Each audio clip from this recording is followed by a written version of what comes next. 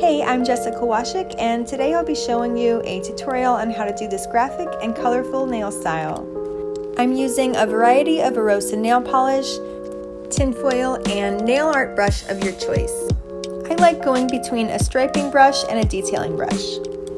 I'm going to start by using Orosa Super Bloom on random parts of my nail just to get an idea of how the design is going to flow through my 5 fingers. I'm starting with this color because it's the lightest of the bunch. Next, I'm going to go in with Orosa Desert Rose, which is a little bit darker, and again just painting random parts of the nail to just set a blueprint for the design and how it's going to move across the hand. I recommend during this part just really going with the flow and creating shapes that feel right or that inspire you in some way.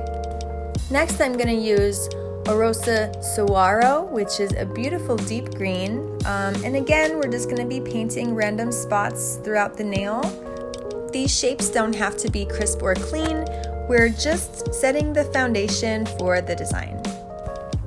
Now we're going to go in with Orosa Onyx, which is a beautiful saturated opaque black, and I am going to be using my larger striping brush because I like to get natural long strokes on the nail. I think that the difference in brush size helps the design as a whole.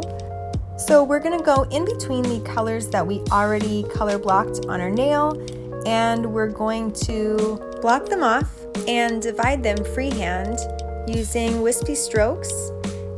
And this is really what makes this design come to life. Next, we'll be going in with our smaller size nail art brush, and this is to just get all of the lines clean as can be, and including adding little details that we maybe weren't able to get using our larger striping brush. So here I'm adding some half moons to my ring finger as well as the corner of my middle finger. One thing I love about Orosa polishes is that they're very saturated, so you're able to go in and really clean up the lines. Here I'm using pink just to really sharpen that black line. And I'm going to go in again with black and just tighten it up and make it everything super sharp. I'm going to be finishing with the top coat here, and then there you have it. That is a groovy color blocked design using Orosa polishes. Thank you so much for watching. Enjoy. Bye.